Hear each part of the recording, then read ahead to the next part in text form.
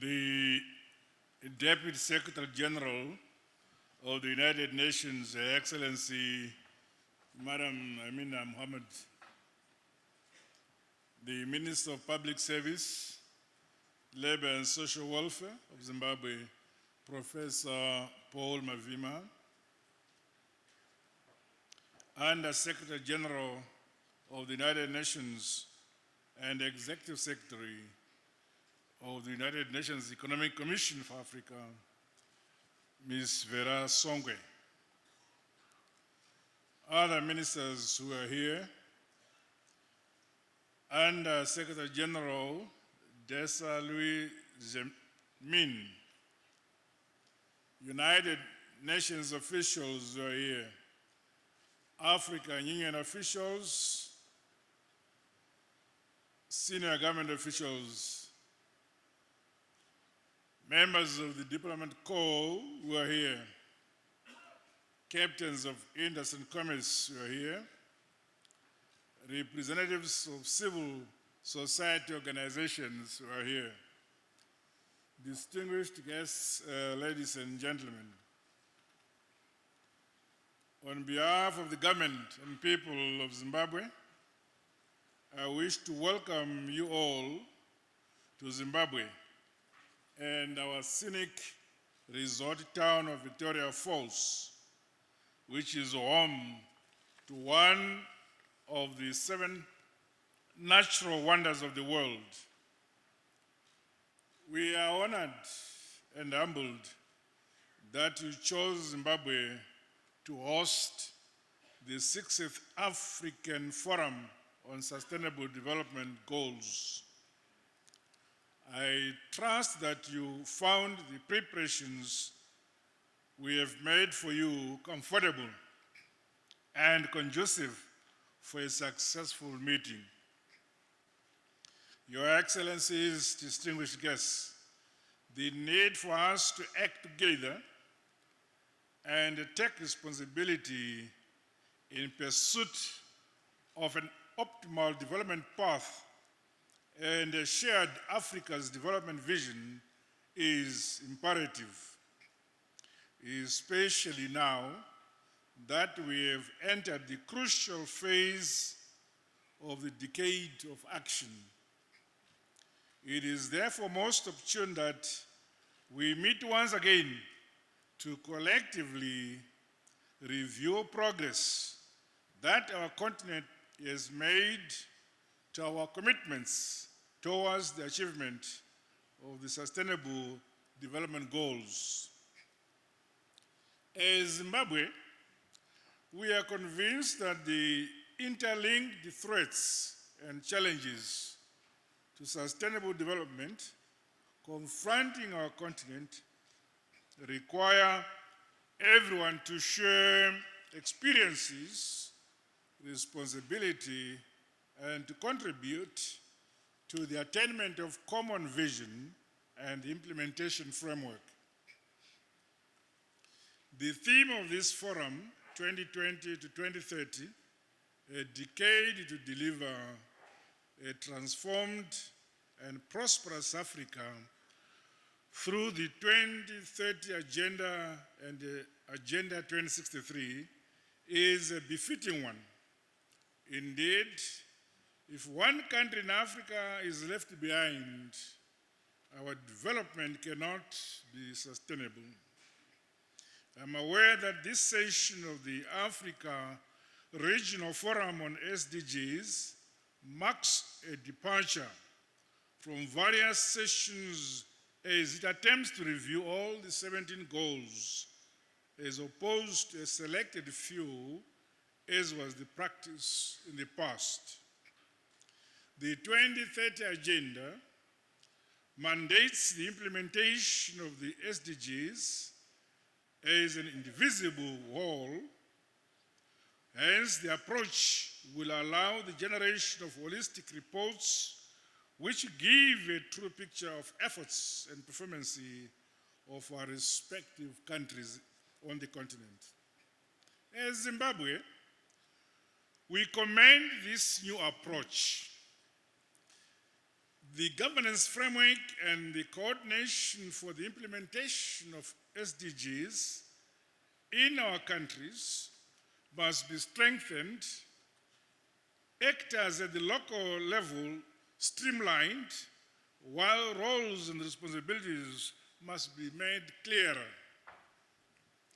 Zimbabwe's Vision 2030 directly addresses the aspirations highlighted by the SDGs and Agenda 2063, and there seeks a developmental path which leaves no one behind.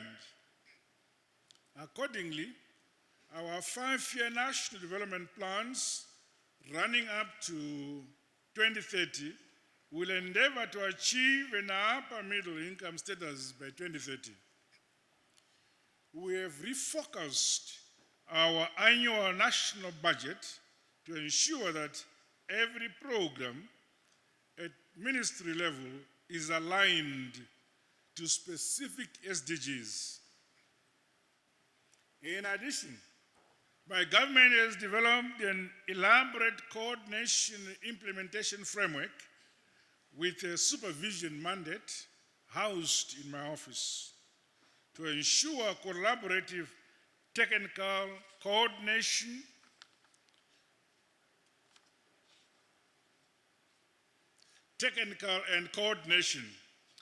I have also assigned ministries responsible for public service labor and social welfare, health and child care, as well as agriculture, water, climate, and rural resettlement to coordinate the governance framework. The system is working well, with commendable progress having been achieved so far. These ministries are supported by a governance structure composed of various committees, which include cooperating partners, private sector, and civil society. The implementation framework cascades to the lowest level of governance, which is the ward, and ensures the achievement of SDGs through bottom-up actions. The integration of SDGs into local development initiatives, therefore, enhances the development agenda at the grassroots level. Furthermore, my government has recognized the need to give greater flexibility, autonomy to devolve governance structures as we take the SDGs to the people with a view to implement locally driven initiatives. Our devolution policy is therefore being vigorously implemented to allow all provinces of the country to plan and implement their development strategies using the natural resource endowments in their localities, which will impact our attainment of SDGs. This is aimed at attaining the convergence of national priorities and SDGs implementation. However, the illegal and unjustified economic sanctions continue to impede the speed with which we attain the SDGs. The intricate linkages of SDGs are very fascinating and complex. Through the symbolic relationships and trade-offs between SDGs and SDG targets, comprehensive and effective implementation can be accelerated. Improving electricity access, for example, through the development of capabilities and capacities in renewable energies, which is Goal 7, facilitates improved access to health, which is Goal 3, education, Goal 4, and information communication technology, which is Goal 9. It is also simultaneously reduces use of non-renewable fuels for cooking and lighting. In addition, a cluster approach and cross-border projects should be vigorously pursued. This will accelerate the achievement of SDGs and Agenda 2063 within our respective countries, regional economic communities, and the continent at large. Our comparative and competitive advantages should be leveraged to improve the quality of life of our citizens on the continent.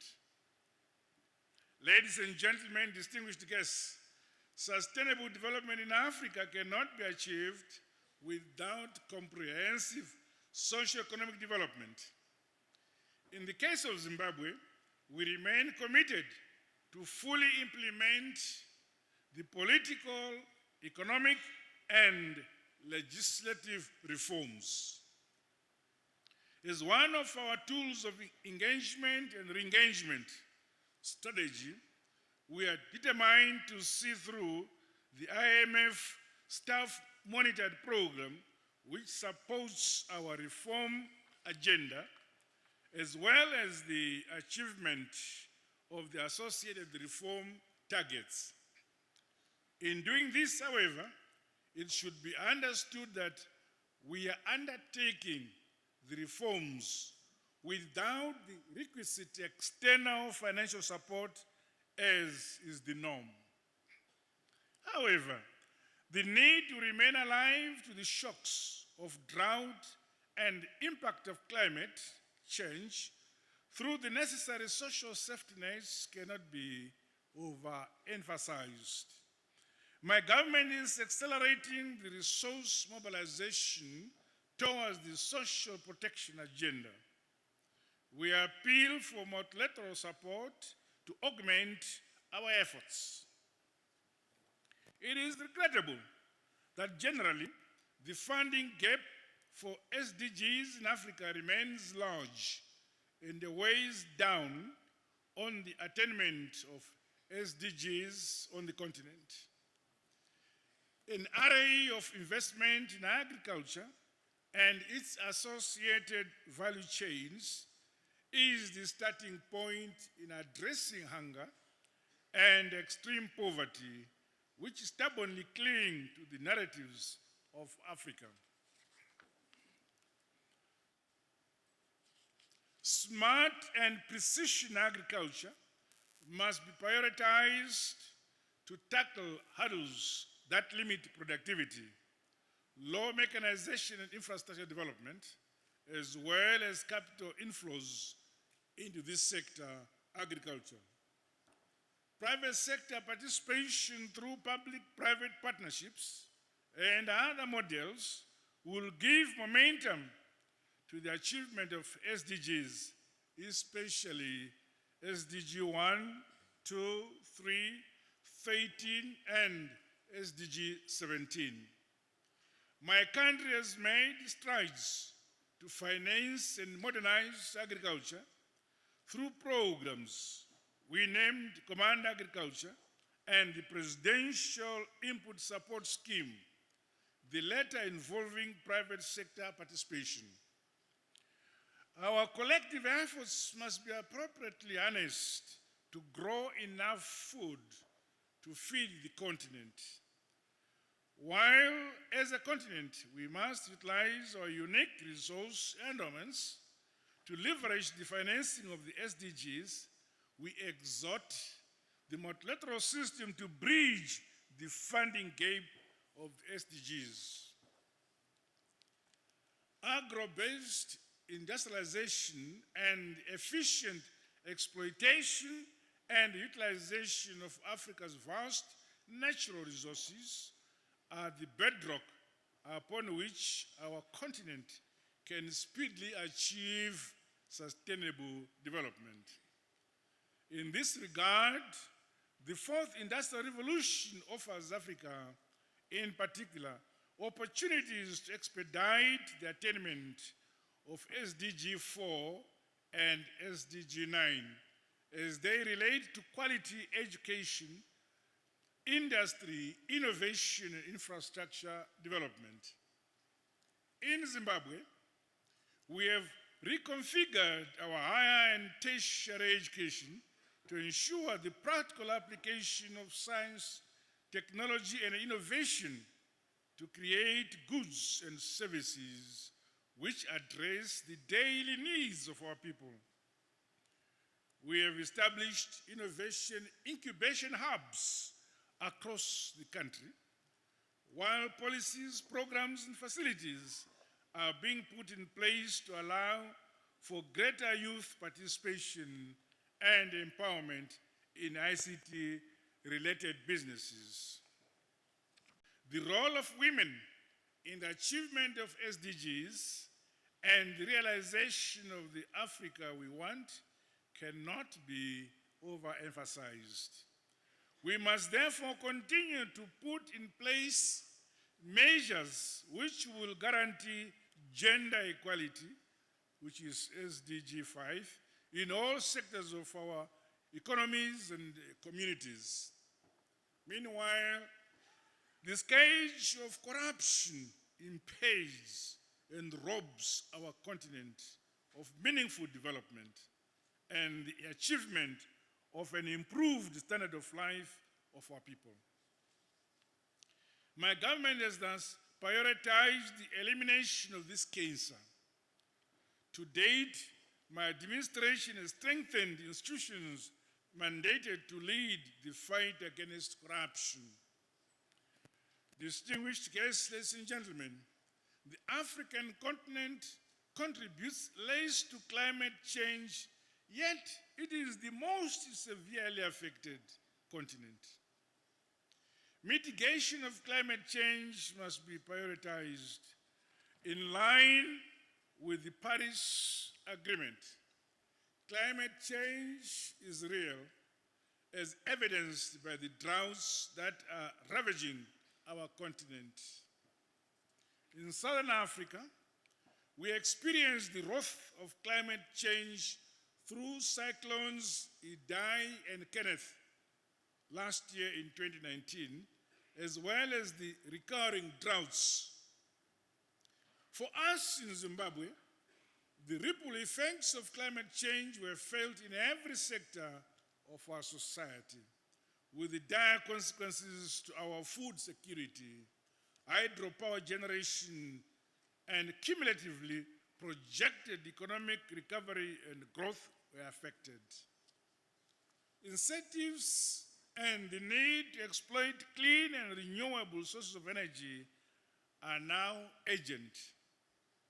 Recently, on the sidelines of the African Union Summit held in Addis Ababa, Ethiopia, I was pleased to participate in a panel discussion at the Africa Business Forum discussing the possibilities of developing clean energy in line with SDGs 7.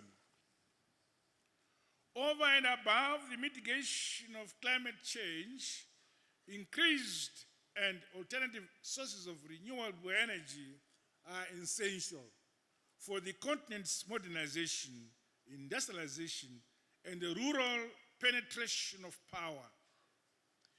Initiatives and mechanisms must be enhanced to build sustainable governance and financing structures through greater collaboration between countries, financiers, and developers of clean energy projects.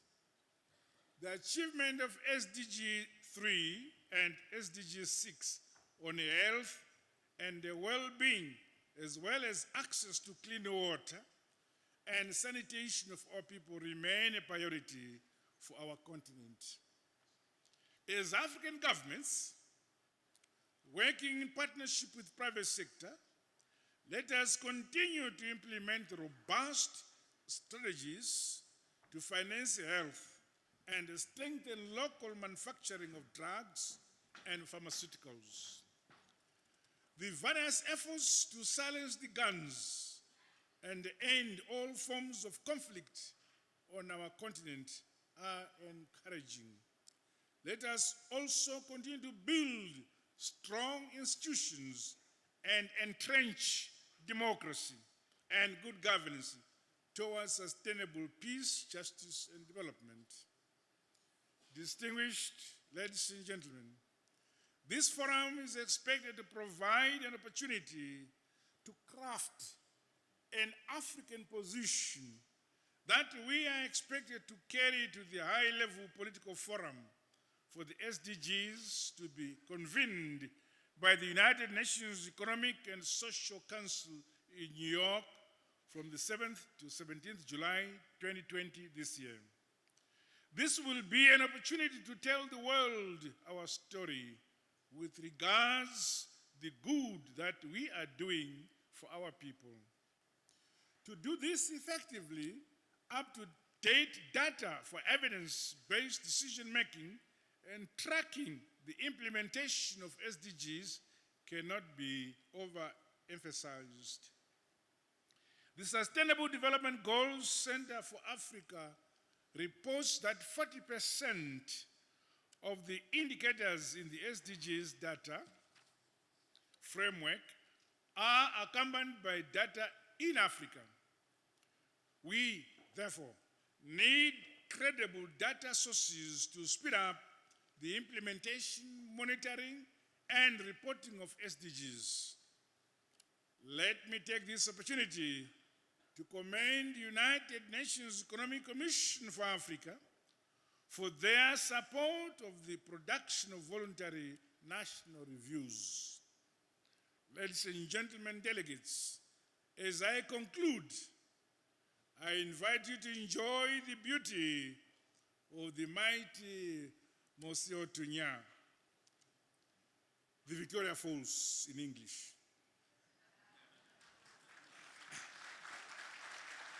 And the splendid tourism products around wildlife economy in our national parks. I implore you not to go back to your capitals before you see all the big five. You will be able to see the big five, in particular elephants, which we have effectively managed by minimizing human-wildlife conflicts, in spite of the ongoing unwarranted opposition by some in distant quarters to our right to trade in wildlife which we keep, which they were not able to keep. With these remarks, it is now my honor and privilege to declare the 6th African Regional Forum on SDGs officially opened. God bless you all. God bless Zimbabwe.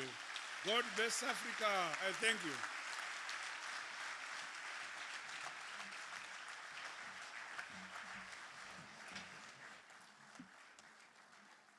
A big applause to the President.